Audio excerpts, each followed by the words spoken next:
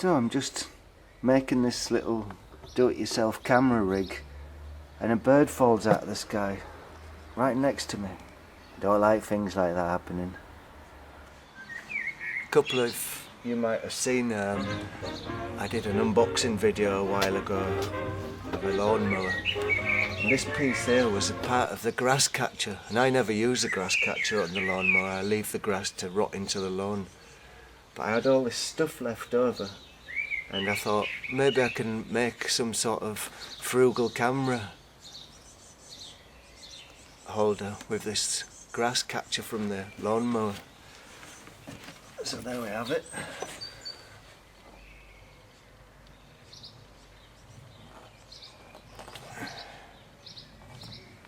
It seems quite smooth.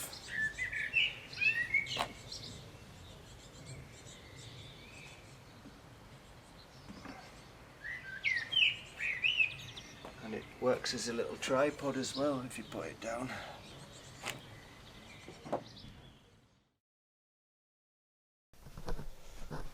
So there we have the grass catch, steadycam, handycam, and you can also use it as a way to film yourself.